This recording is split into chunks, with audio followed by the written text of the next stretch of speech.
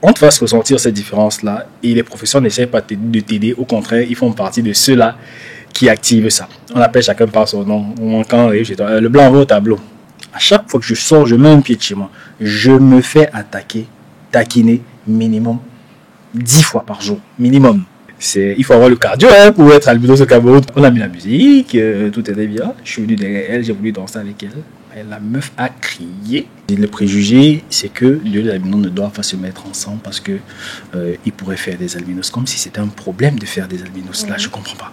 Le jour, elle arrive chez moi, parce qu'elle était censée faire, je crois, 3 jours à droite. Alors, un jour, elle arrive chez moi. Elle me dit, je veux rien avec toi. Je veux juste savoir ce que ça fait d'être avec un albinos. Pendant longtemps, je me suis dit que je n'attirais peut-être pas. Dès que j'ai appris que j'étais un peu mignon, là, c'était fini.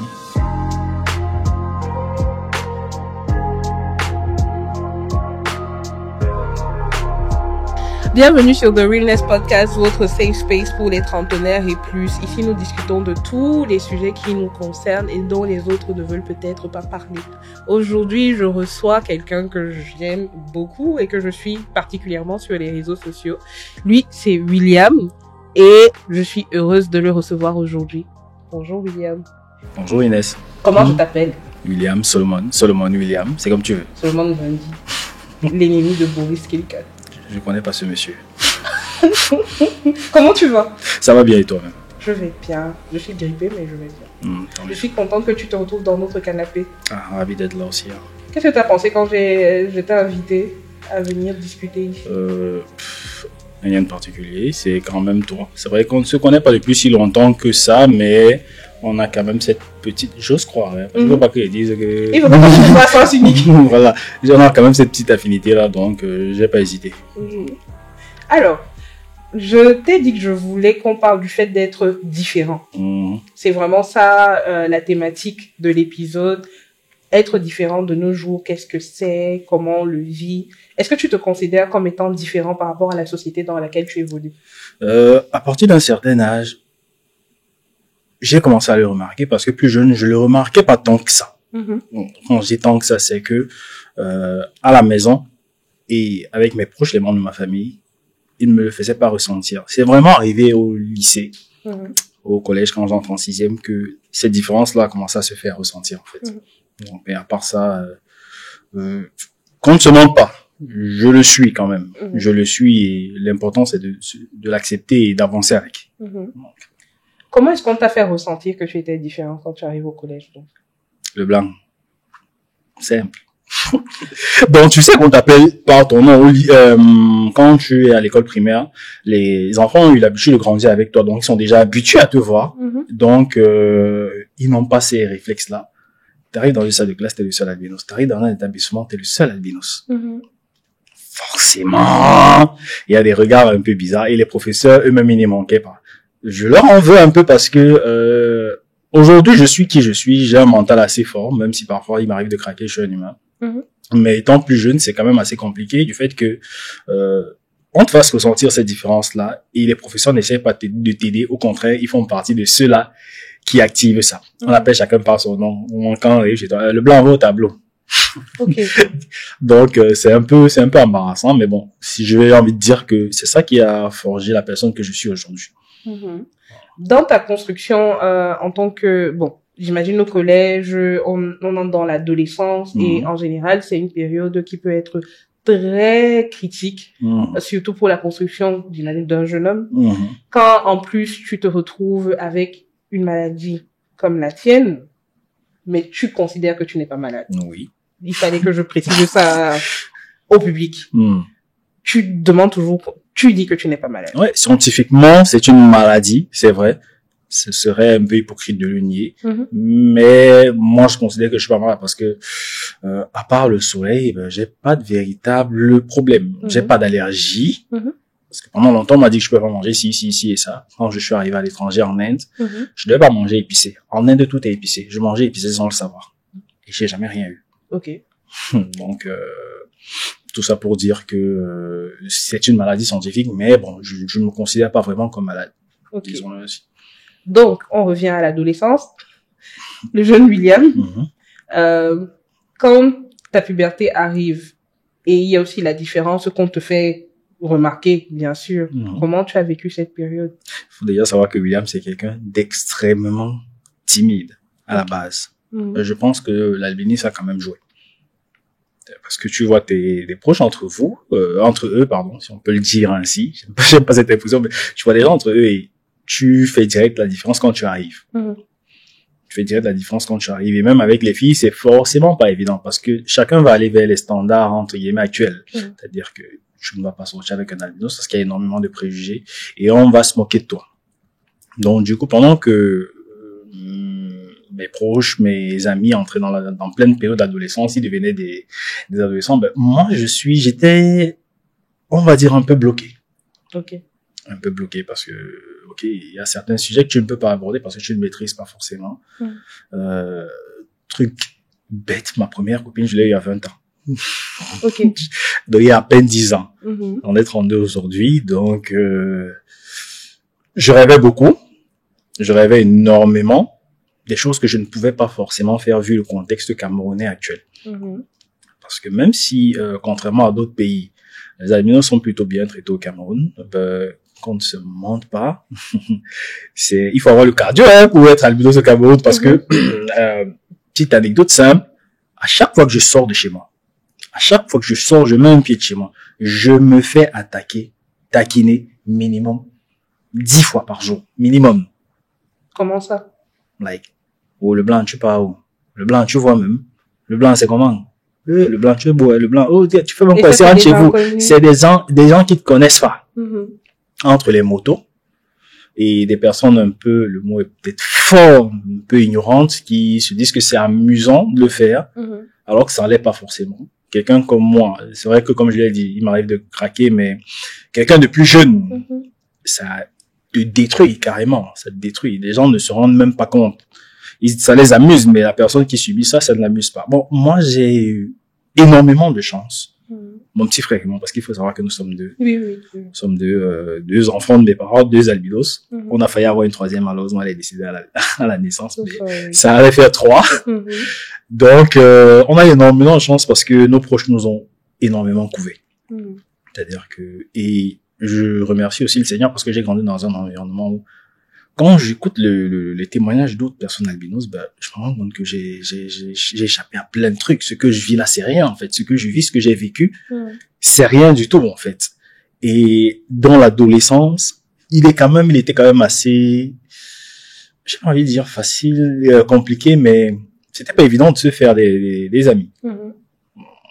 On va toujours essayer de te taquiner et personne va essayer de te prendre au sérieux. Et à chaque fois qu'on vient vers toi, c'est toujours par curiosité, pas vraiment pour découvrir la personne que tu es, mais c'est par curiosité.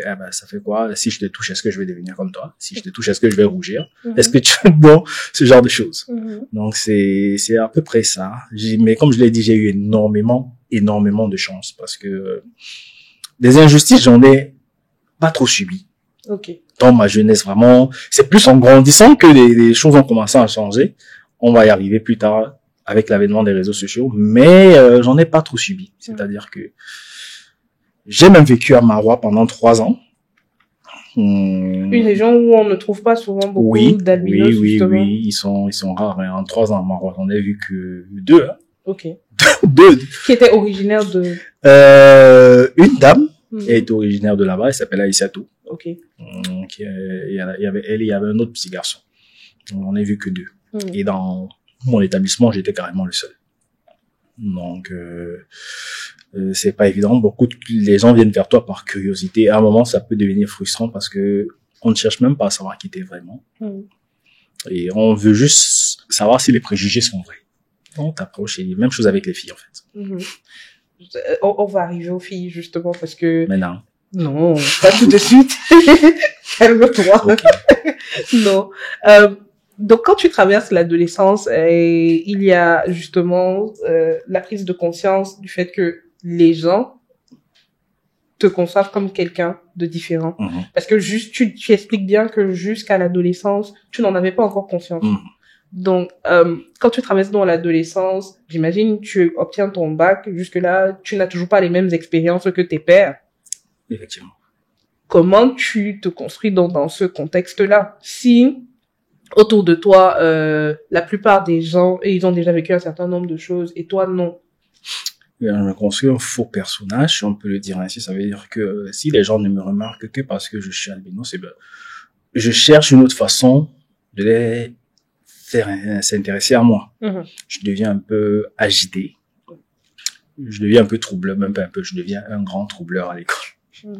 C'est-à-dire que c'était assez paradoxal et assez inédit. Un albinos qui fait le désordre. Parce qu'on a toujours l'habitude, on a toujours ce cliché de l'albinos calme, réservé, timide. Oui. Je deviens un grand troubleur. Ne faites pas ça, hein, s'il y a des enfants. Ne faites pas ça, c'est pas bien. Ah, ça, c'est pas bien. C'est juste que, et j'en ai pris conscience des années après que, en fait, si je le faisais, c'était pour me faire remarquer.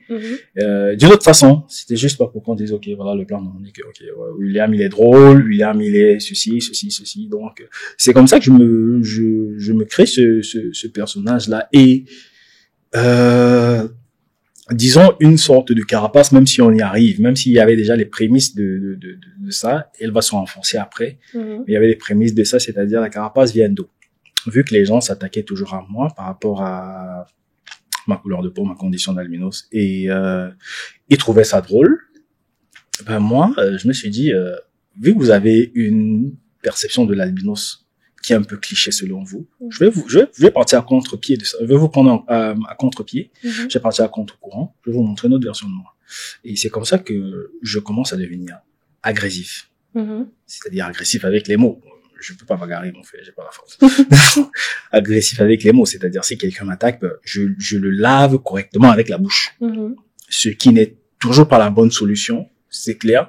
Mais moi, pendant des années, c'est quelque chose que j'essaie de combattre aujourd'hui parce que c'est tellement ancré en moi, c'était comme un mécanisme d'autodéfense. Si tu t'en prends en moi, je te montre que je vais pas me laisser faire facilement. Hein. Je ne suis pas comme une chanson de mon petit frère l'avait dit, je ne suis pas l'albinos lambda, mais je suis plus un albinos alpha. Je suis pas là pour me faire marcher dessus. Clairement pas. Donc, c'est à peu près comme ça que je me construis. En fait, ça commence un petit peu au niveau de mon année, disons, seconde, première, terminale. Ça commence là-bas parce que c'est vraiment quand j'arrive à Marois que j'ai envie de dire, je change de dimension. Je recommence à zéro parce qu'à Douala, j'étais vraiment pas à l'aise. C'est-à-dire qu'on me faisait clairement comprendre que, mec, gars, t'es pas à ta place ici. Bon. Inconsciemment, hein, j'ai connu de super personnes avec qui je suis toujours en contact aujourd'hui, mais inconsciemment, on te rappelait toujours ça. Or, à Marois, le contexte est différent. Tu viens de Douala. Déjà, sans vouloir leur manquer de respect, quand tu viens de Douala et de Yaoundé, tu captes directement l'attention. Tu vois, on dit il vient de Douala. Et c'était même limite beaucoup plus intéressant pour eux que mon albinisme. C'est-à-dire qu'on se moquait de moi au début, mais vu qu'arrivé à Marois, je connaissais personne, j'arrivais dans un nouveau contexte, aussi bizarre que ça puisse paraître, je me suis directement imposé. C'est-à-dire que j'ai montré une autre facette en mode je me laisse pas faire. Si tu t'attaques à moi, sache que moi j'ai du répondant. Ils ont une façon d'appeler les amis de Nassar. Donc moi, Nassar, ça veut dire le blanc. Moi, j'ai appris 2-3 trucs en foulé. Dès que tu me dis ça, je te réponds en foulé. Le gars se calme et dit, mais le type, si. Donc, il comprend. Il comprend et il se laisse pas faire. Hein. Donc, voilà, c'est à peu près ça, ma construction typique pendant mon adolescence, en fait. Ok, avant qu'on ne parle peut-être de ton arrivée sur les réseaux sociaux, parce que tu es tout un personnage de ce côté-là aussi, tu as parlé de ton petit frère, qui est albinos comme toi. Vous avez combien d'années d'écart tous les deux? 2 ans. Ok. 2 ans. Bon, en sachant tout ce que toi tu as vécu, j'imagine que il t'a vu vivre est-ce que je dois dire crise, injustice, tout ce par quoi tu es passé. Est-ce que tu le tiens par la main quelque part? Est-ce que tu formes une espèce de bouclier autour de lui? Alors aussi, quoi le rapport bizarre avec lui? que ça puisse paraître, mon petit frère, il est encore beaucoup plus mature et posé que moi. Ça, c'est quelque chose que je lui dirais jamais en face parce qu'on a cette une sorte de rivalité fraternelle, mais bon, rien de méchant. Je lui dirais jamais ça en face. Mais il est beaucoup plus mature, beaucoup plus posé. Il gère mieux les choses que moi. Okay. Il a su mieux gérer certaines situations que moi. Pendant que moi, j'étais dans le too much, c'est-à-dire l'agressivité et un peu foufou là. C'est vrai qu'il a eu cette période-là, parce que lui-même c'était un grand troubleur à Lauréat. Ceux qui ont fréquenté avec lui le savent. Le nom Billet là, c'était c'était vraiment non. Et lui-même c'était un grand troubleur. Et je pense que lui aussi c'était une sorte de carapace pour montrer aux gens que moi je suis pas aussi un albinos lambda, mais il n'avait pas ce côté agressif que moi j'ai eu par contre, que moi j'ai toujours. Et au moins j'ai pas toujours eu à le protéger parce qu'il savait se débrouiller tout seul. Ok. Il savait se débrouiller tout seul. Ok. Comment tu arrives sur les réseaux sociaux? Comment j'arrive sur les réseaux sociaux? Le Covid. Sincèrement, c'est le Covid. Bon, ça parle déjà de un truc simple. Je vais en Inde en 2015. C'est une histoire, bon, j'ai pas besoin de la raconter ici. Si je vous raconte le contexte dans lequel j'arrive en Inde, c'est toute une histoire, ça prendra encore 30 minutes. Mais j'arrive en Inde en 2015 et je parlais pas encore anglais. Okay. Il fallait que je fasse des cours sur place. Et directement, je suis arrivé à la barrière de la langue. Je mets la télé, tout est en hindi ou en anglais. Donc, du coup, je me mets à aller sur YouTube pour essayer de m'évader un peu. C'est là où je découvre tout le monde. La création de contenu, les YouTubeurs. Je savais pas que ça existait. Je savais juste que YouTube, c'était pour voir les clips. Donc, je découvre tout un monde et je commence à passer du temps dessus. Et je me rends compte que tu peux apprendre des choses sur YouTube et des gens arrivent à faire de ça leur métier. C'est-à-dire, ils aiment ce qu'ils font, ils se filment, ils te racontent des histoires. J'ai découvert des youtubeurs comme Doc7, Nota Bene, ou encore un autre qui parle de film, le fossoyeur de film. Mais bon, ça c'est pour les cinéphiles. Donc du coup, je me dis, en plus du fait que je faisais des études de journalism and mass communication, parce que j'ai un bachelor en journalism and mass communication que j'ai obtenu durant ma période en Inde. Je me dis, pourquoi pas ne pas faire de ça mon métier en fait, parce que je me rends compte que les gens s'en sortaient. Et je voyais déjà dans quelle direction aller. Ça allait dans un milieu, dans une direction éducative, bien évidemment, parce que la culture camerounaise est tellement grande. Mais quand je rentre en 2018, je me demande, est-ce que les Camerounais sont prêts pour ça? Sauf que je n'avais pas prévu le facteur Covid. Je crois que personne de nous l'avait prévu. Oui. Donc j'avais du mal à me lancer. Et il a fallu que le Covid arrive pour que je commence à me lancer. Donc je me lance, mais j'avais des appréhensions. Je me dis, je vais me lancer là. Comme les gens sont un peu, excusez-moi le terme, cons sur les réseaux, est-ce que la chose qui va les frapper, c'est vraiment le message que je vais transmettre, ou alors le fait que ce soit un albinos qui soit là et qui fasse des vidéos? Ça n'a pas manqué, c'était la deuxième option. C'était plus ça au début. Donc du coup, j'ai un peu triché, si on peut le dire, j'ai joué sur ça pour me faire une petite notoriété. C'est-à-dire, pour ceux qui ont regardé mes premières vidéos, je parlais énormément d'albinisme. Mes premières vidéos sur TikTok, parce que sur Facebook, c'était des sujets un peu plus développés, un peu plus longs, des formats vraiment longs qui n'étaient pas encore adaptés à notre contexte. Oui. Dans notre contexte, surtout à cette époque-là, qui va regarder une vidéo de 9 minutes. Où un mec les gens n'ont même pas d'abord le crédit. Où un mec apprend encore à s'exprimer devant la caméra, donc qui va regarder ça. Donc j'ai joué 2-3 vidéos humoristiques où je déconstruisais un peu les clichés sur l'albinisme et ça a marché. Et puis à un moment, je me suis dit, j'ai pas envie de m'enfermer dans ces personnages-là. Et je suis fatigué qu'on me voit uniquement comme l'albinos qui fait rire, l'albinos drôle. J'ai décidé de casser ces codes-là et de revenir à ce que j'avais envie de faire depuis le début. Faire des vidéos éducatives. Et TikTok nous a énormément aidé parce que ce format court t'offre énormément de possibilités vu que malheureusement les gens n'ont plus beaucoup d'attention. Tu vas demander à quelqu'un de lire de nos jours. Très peu de personnes peuvent te dire qu'ils vont lire tout un article. Non. Donc, j'ai décidé de faire certaines petites vidéos de format court. Et j'ai commencé justement par, toujours mon albinisme, Nyengeru, ça vient d'où? Pendant des années, on m'appelait comme ça, je savais pas d'où ça venait. Donc, j'ai fait des recherches et c'est une de mes premières vidéos vraiment qui m'a vraiment fait connaître. Ah, c'est un albinos. Ah, en plus, il nous dit d'où vient ce mot. On pense que c'est une insulte à la base, mais ça signifie plutôt autre chose. Donc, et au fur et à mesure, j'ai continué à tourner des vidéos. Et les gens essaient de me voir comme l'albinos qui fait rire. Tu vois. Et beaucoup de personnes sont pleines au début en mode, on est là parce que tu parles ton albinisme, parle-nous de ça. Et beaucoup de personnes se sont énervées, ils se sont dit que non, nous on est venus pour ça, et non, tu vas ailleurs. Moi, j'ai dit, y a pas de souci. Moi, c'est ce que moi j'aime faire. C'est vers cette direction que je veux aller à la base. Si vous êtes venu pour ça, allez voir quelqu'un d'autre, c'est pas moi. Je ne nie pas, je n'ai pas honte de ma condition d'albinisme, au contraire. Mon objectif, au-delà du fait que j'adore ça, non, clairement, je prends mon pied quand je tourne les vidéos.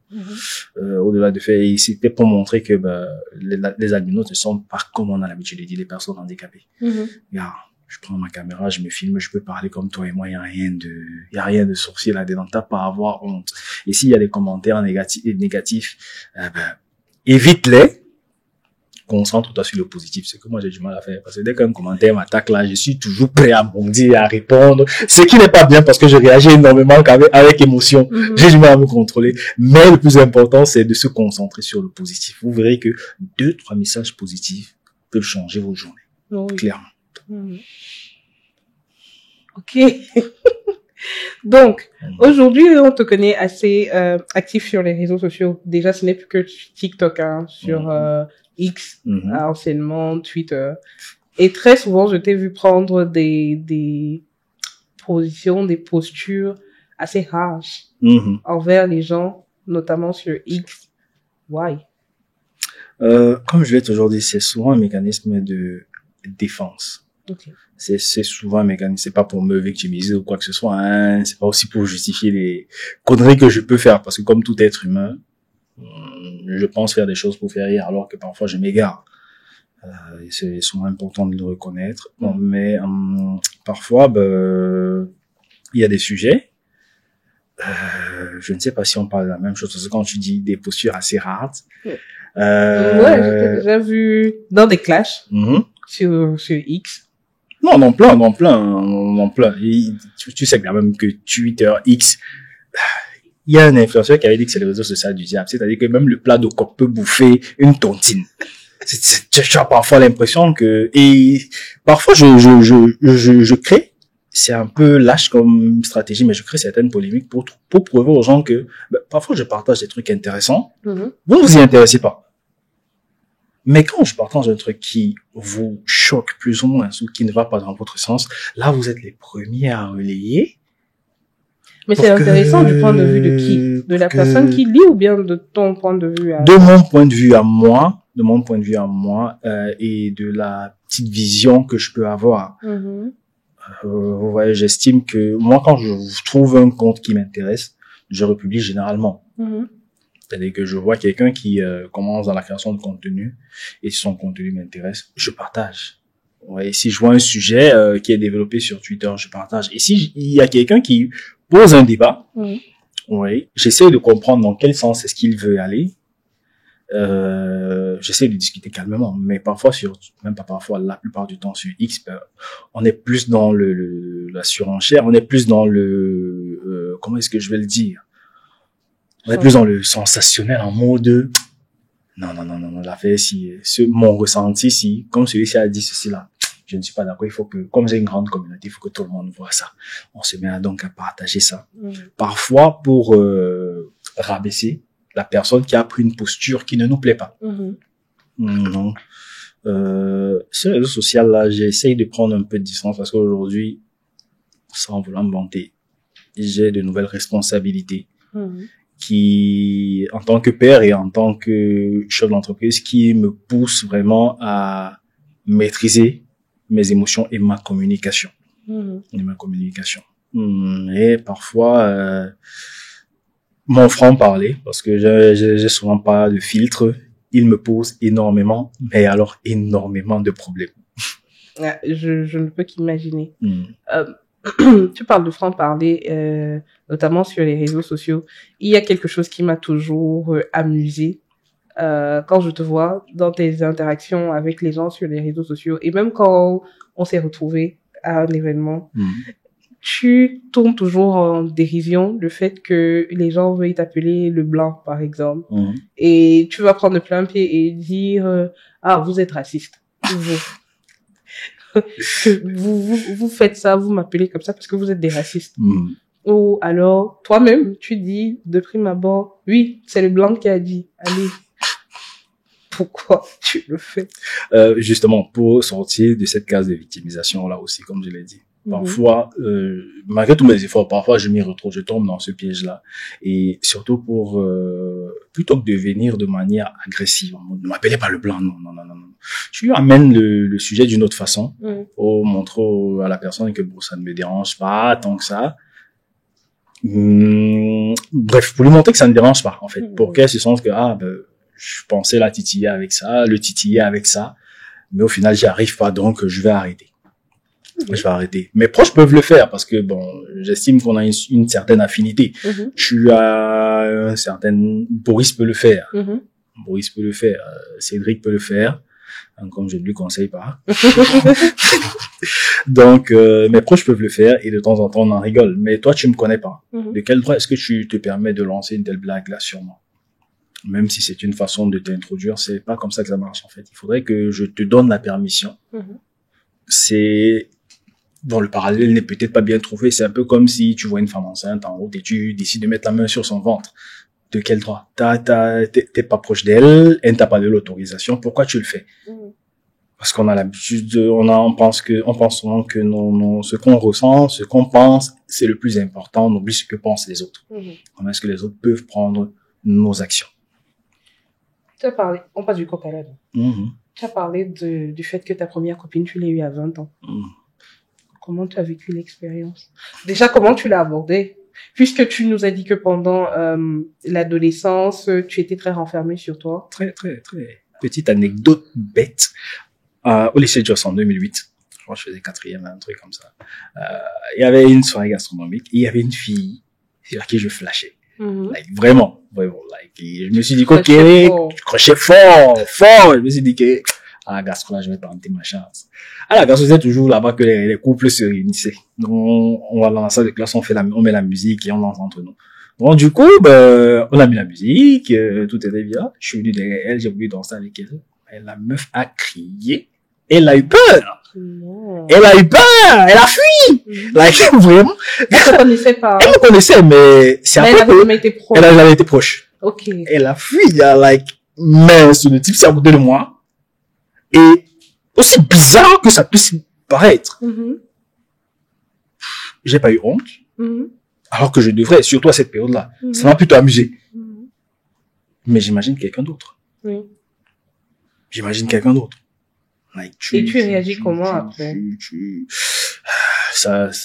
te renfermes encore plus. Ou alors tu essayes toujours de faire remarquer parce que cette année-là, 2008-2009, j'étais extrêmement agité. Mais alors, c'est après que mon trouble a été un peu plus contrôlé. Mais j'étais extrêmement agité parce que tu veux absolument tu veux qu'on dise que, il est drôle. Alors que je l'étais même pas. Je pensais l'être, mais je l'étais pas. C'était limite gênant. On me l'avait dit 2-3 fois, mais tu veux absolument te faire remarquer. Tu veux absolument que les filles te remarquent. Je te dis, ok, je n'es pas un très grand sportif. Tu n'es pas si fort que ça en classe. La seule autre façon de te faire remarquer, c'est ça. Donc, je me disais que c'était ça et ça marchait pas fort. Ça marchait pas fort. Mais, comme je te l'ai dit, c'est arrivé à m'avoir que les choses ont changé. Les choses ont changé. Ce personnage-là, si on peut le dire ainsi, que je me suis créé, il a plutôt bien marché là-bas. Le fait que je ne sois pas un albinos lambda, un albinos qui reste recouillé sur lui-même, qui est toujours à l'écart. Le fait que j'aille toujours vers les gens, je rigole et que je fasse rire énormément de personnes, ça a réussi à taper dans l'œil de 2-3 personnes, de 2-3 filles. Donc l'une d'entre elles, on avait quasiment le même âge. Et c'était bête, hein. Like, ok, 11 heures encore, quoi, là, action vérité, pendant 1 heure de permanence. Ouais, c'était ça. Et l'action, c'était qu'elle m'embrasse. Elle n'a même pas hésité. Et c'est comme ça qu'on est sortis ensemble. Et comment tu t'es senti? J'étais content. Ok. C'est que je n'étais même pas trop sur Facebook à l'époque, là, pensé, sinon j'allais écrire ça partout. Mais j'étais content. J'étais hyper content parce que tout le lycée savait qu'on était ensemble. Comment? Parce que, bon, regarde, c'était, non, à la pause, forcément à la pause, vous êtes toujours ensemble, tout le monde le sait. Ok. En plus, je ne passe pas inaperçu. Vraiment, je ne peux pas me cacher dès qu'on me voit, dès qu'on voit, non, c'est comme ça. Ok. Donc, c'était quelqu'un d'hyper sympa. Bon, malheureusement, sans vouloir tirer sur elle. Et mauvaise compagnie, loin éloigné de moi, mais on a gardé un bon contact. Donc, au sortir de ta première rupture amoureuse, comment tu enchaînes? Est-ce que tu te reconstruis d'abord? Est-ce que tu essayes d'avoir de nouvelles copines? Est-ce que tu essayes de te prouver quelque chose? Parce que là, tu découvres que tu plais, en fait. Comment ça se passe? Je rebondis juste après. Je n'essaye même pas de me reconstruire. C'est-à-dire qu'à ce moment-là, pendant longtemps, je me suis dit que je n'attirais peut-être pas. Dès que j'ai appris que j'étais un peu mignon, là, c'était fini. C'était fini.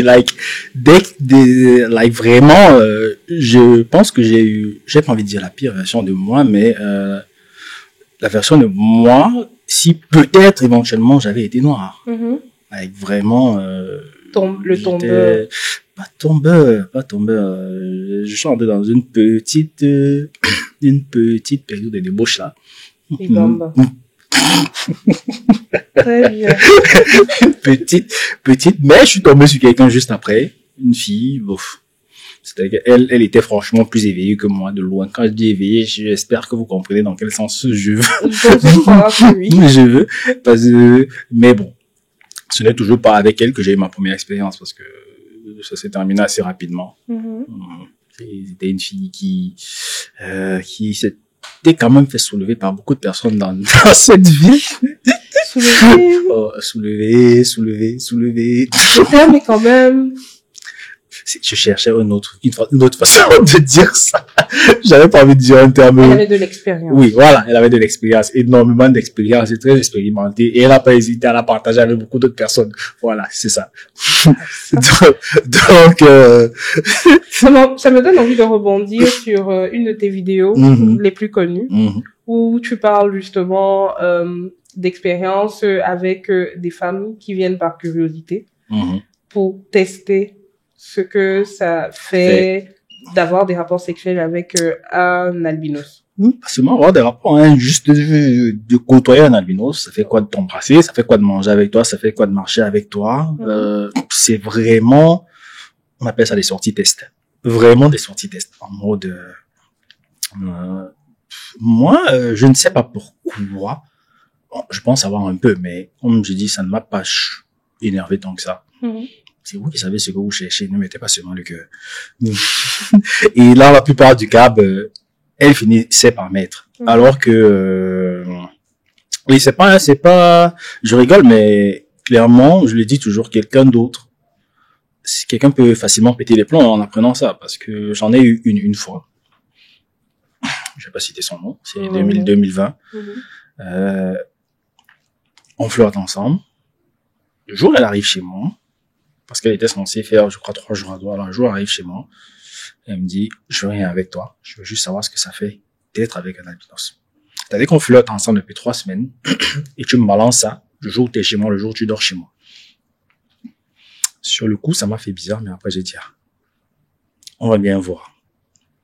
Et finalement, on a vu qui s'est attaché plus que l'autre. C'est pas une compétition, mais j'ai envie de dire le karma a plus ou moins frappé. Donc, il y en a, ça continue aujourd'hui? Ça continue, oui, ça continue, mais franchement, aujourd'hui, je fais plus attention. Alors, j'étais extrêmement naïf. Dans la mesure où tu te dis, ça arrive.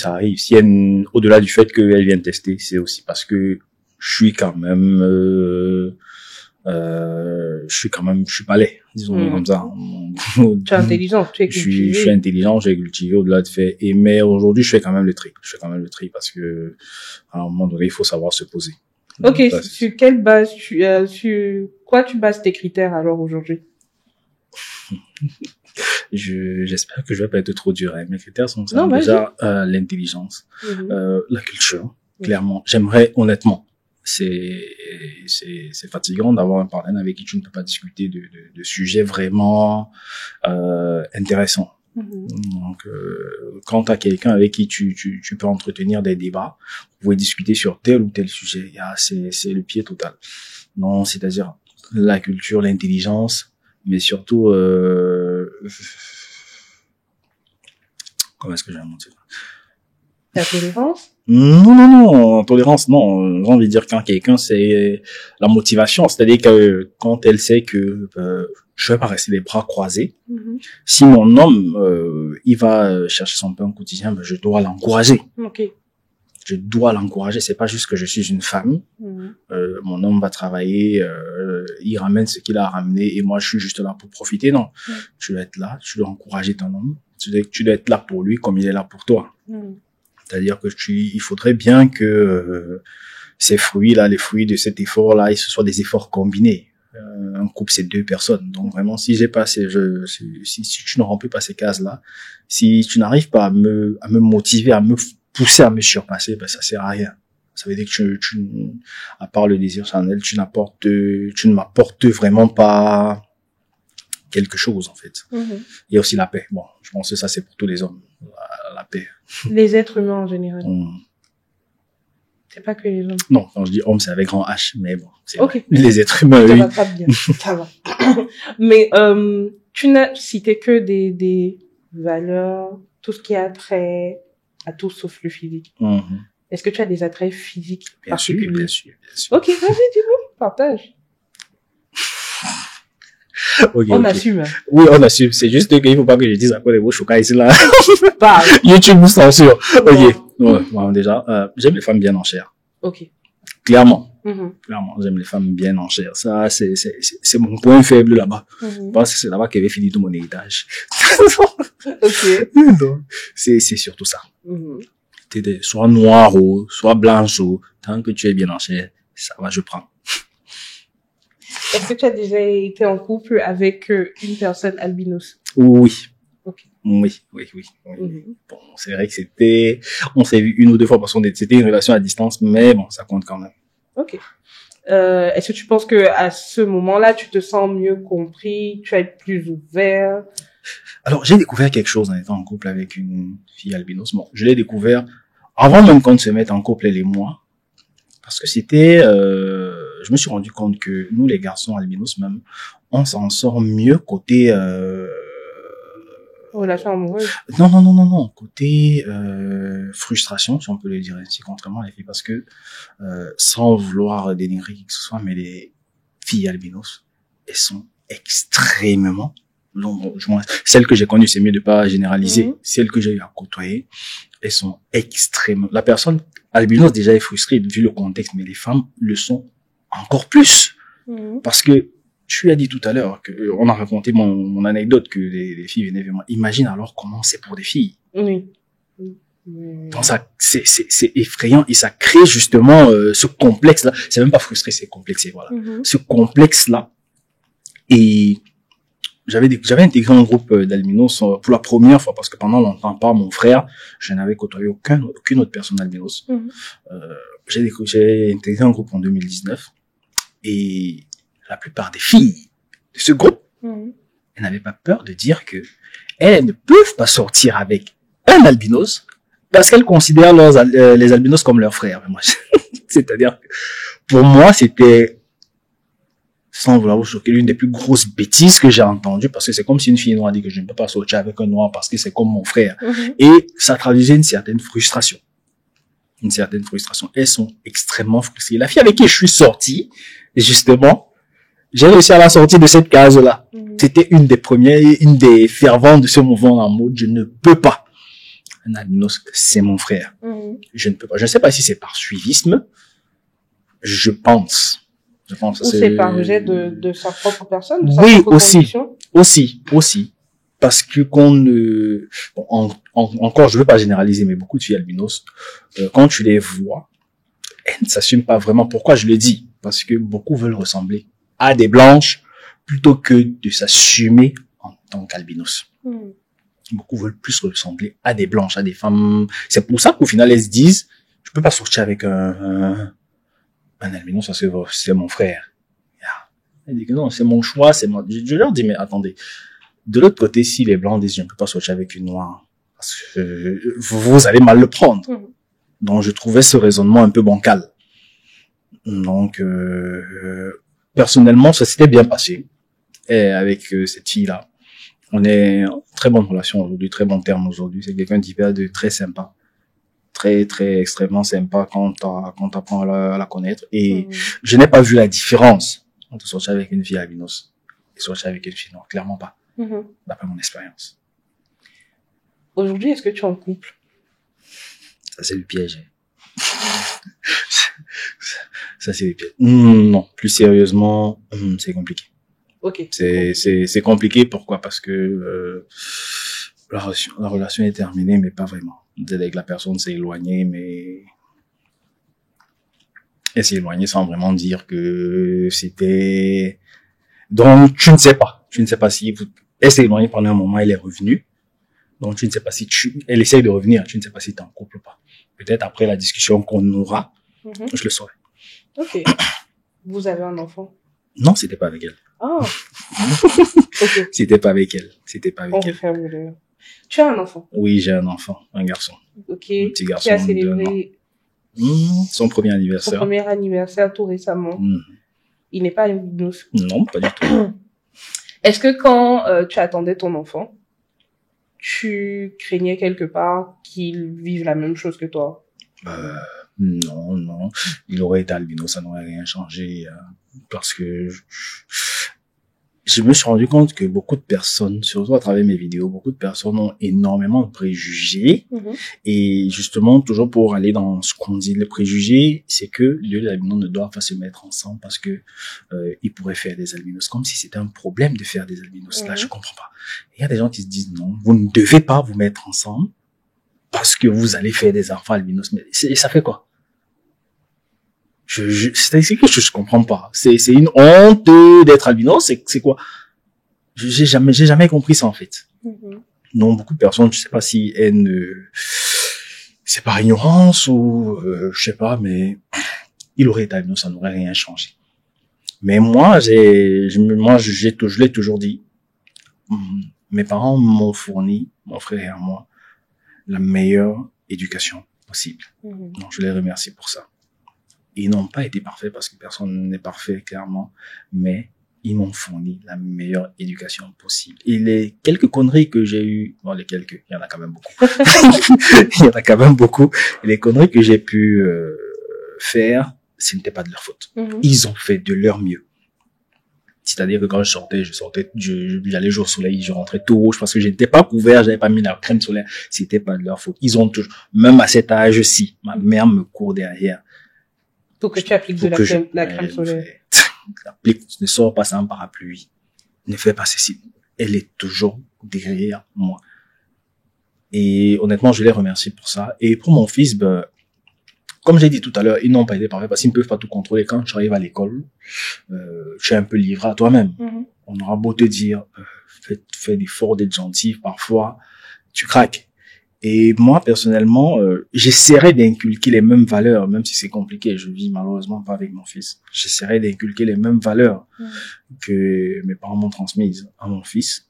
Mais clairement, je lui dirais, si quelqu'un s'en prend à toi, tu l'esquives 1, 2, 3 fois. S'il insiste, n'aie pas peur de l'affronter. N'aie vraiment pas peur de l'affronter parce qu'il faudrait souvent, il y a des personnes qui ont besoin d'être remises à leur place. N'aie vraiment pas peur de t'affronter. Parce que je sais déjà, il va subir. Le jour de la remise des bulletins. Les enfants sont inconscients. Le jour de la remise des bulletins. Du moment où j'ai prévu ça psychologiquement dans la tête, tu arrives. On voit que tu es noir. Ton père est blanc. Les enfants. C'est-à-dire que dans ma tête, ce que j'ai déjà vécu, parce que quand je pense chercher les bulletins de mes petits frères, j'imagine encore comment ça sera pour mon fils. Je sais qu'on va l'attaquer sur ce point. Je sais, donc je commence déjà à réfléchir. J'ai plus peur de comment moi j'ai réagi, de comment lui va réagir. Moi, je vais tout faire j'espère qu'il sera mentalement prêt. Et je vais tout faire pour le préparer. Je vais lui dire, bon, dis-toi juste que les gens, toi, tu es plus intelligent que, pas parce que tu vis tout le temps avec moi, pas parce que tu me connais, mais tu es plus intelligent que tu connais. S'ils réagissent comme ça, c'est parce que, malheureusement, ils sont en quelque sorte ignorants. Et c'est à toi de leur expliquer que si mon père est comme ci, comme ça, c'est quelqu'un de normal comme nous. Il n'y a pas de quoi, il y a rien de drôle et tout. Donc, c'est sur cette belle parole-là qu'on va achever notre jolie conversation. Merci Inès. Merci à Alors, toi. ça pouvait même continuer, hein. Moi, ça n'a pas de problème. Mais Et bon, je sais. veux pas qu'on continue une prochaine fois. Je t'inviterai encore sur le canapé de The Realness Podcast. Ouais, n'oublie pas le poulet pané alors, hein, parce que vraiment, je t'ai dit de préparer la nourriture, j'ai oublié. Il faudrait que un restaurant qui fait bien du poulet pané Bon, nous moi, sponsorise. je viens avec. C'est un très bon classement. Laisse-moi faire le classement. Très bon, fenêtre ouverte, un placement de produits, vous voyez. On a des invités qui aiment le poulet pané. Donc, n'hésitez pas. Même les crêpes, je prends. Les délices on de... prend tout, en réalité. Donc, merci encore à William de nous avoir rejoints, Solomon. Merci, Inès. J'aurais dû te demander pourquoi tu t'appelles Solomon Grandi, d'ailleurs. Ah, c'était un personnage aussi. C'était aussi un personnage. Bêtement, hein, rapidement. C'est un personnage de comics. Pour ceux qui lisent les comics, pour ceux qui ont regardé des comics d'ici. C'est un personnage de comics. Et j'ai pris cet avatar-là pour éviter justement que les gens ne tombent sur mon véritable nom. Parce que quand je débutais sur les réseaux, je voulais vraiment séparer le créateur de qui je suis. Parce que je ne voulais pas que les gens aillent fouiller, il s'appelle comment, il habite où, qui est son frère, qui est sa sœur, qui est tel. Parce que quand tu es exposé sur les réseaux sociaux, les gens peuvent souvent être très méchants et très intrusifs. Bon, c'était pour ça que j'ai fait ça à la base. Mais comme je l'ai dit tout à l'heure, Solomon est en train de mourir petit à petit. Je redeviens, c'est-à-dire que on voit très peu de Solomon. C'est William qui est de plus en plus, qui prend beaucoup plus de place maintenant. On remercie William de nous avoir rejoints aujourd'hui. Où est-ce qu'on peut te follow? Actuellement, disons, Solomon Grandi sur les réseaux sociaux. Facebook, Twitter, Instagram.